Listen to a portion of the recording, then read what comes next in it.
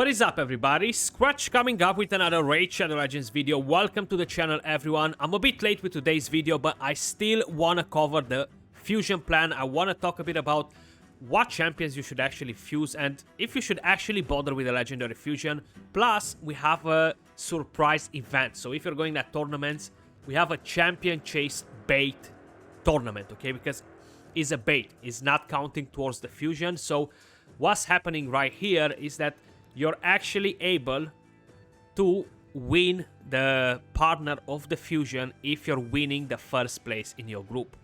And I gotta say, like, I've tested both of the champions the other day and I'm really not impressed with them. Like, if would be to kind of like rank them together with the rest of the couples that we have in the game, this is probably one of the weakest couples, at least from legendaries. Is definitely one of the weakest couples that we have in the game. So I really don't feel like it's really that important for any of you guys to go crazy, especially in this champion training tournament. Whales, Krakens, yeah, do whatever you guys want to do. Of course, you're gonna go for it because it is in your blood. You're gonna be tempted to do it regardless.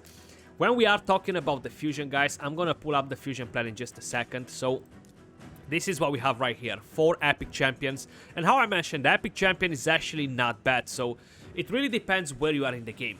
Are you kind of like a newcomer? You started like a couple of months or so. This fusion, I gotta say, it is gonna be pretty intense. You're gonna need a lot of resources in order to complete it. It's much harder than a regular fragment fusion, considering that we don't actually gain an extra epic from the events, which we're gonna cover in just a second. So I feel like for the majority of you guys, if you can cash in on one of these epics, it's gonna be great.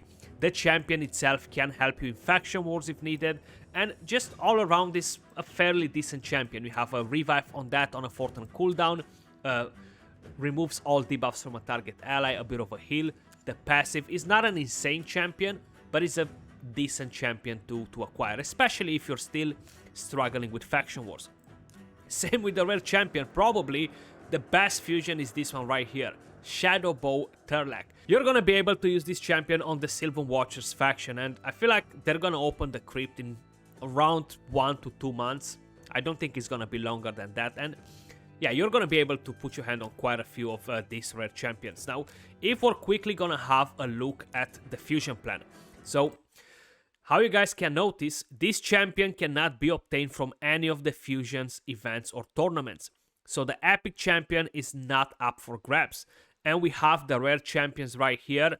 Now, I'm not 100% sure how many we can acquire. We're going to count them right here. We have 1, 2, 3, 4, 5, 6, 7, 8, 9, 10, 11, 12, 13, 14, 15, 16. Not even one extra rare champion. So what does that mean? That you're going to have to complete the Summon Rush. You're going to have to complete the Champion Chase Tournament. And it's just not worth the effort. Save your resources maybe for a future fusion. Take a bit of a break and just work on farming masteries for other champions. Just kind of like work on building other champions up. She is a decent champion, but considering the effort, is just not worth it in my opinion. So we have the Ice Golem. You see the rest of the events right here, how they're kind of like organized on the calendar, so we know what to expect. You're gonna be able to get one rare champion from each one of these events. The fusion goes on for around 2 weeks or so, and yeah, you see Summon Rush, Champion Chase.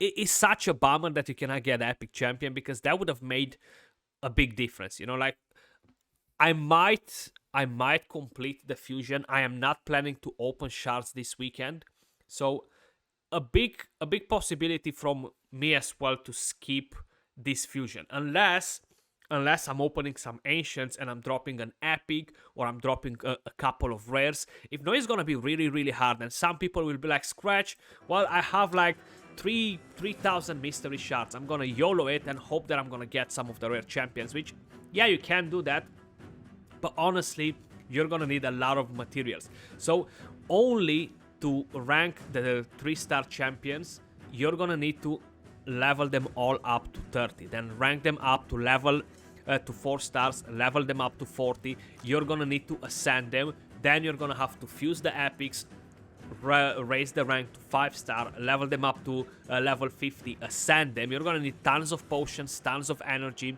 and I really don't feel like it's worth the effort.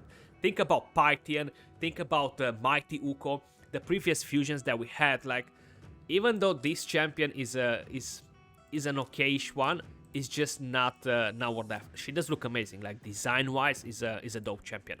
The main issue is not being able to get the epic, in my opinion, and the couple, they're just not as powerful, and yeah, I'm not very impressed with them. Let me know your thoughts in the comments down below. Are you guys going for the fusion? Are you gonna break the bank and waste the resources that you have saved up, or you're continuing to save them up for next month's fusion? You know, I feel like it's a better choice, honestly.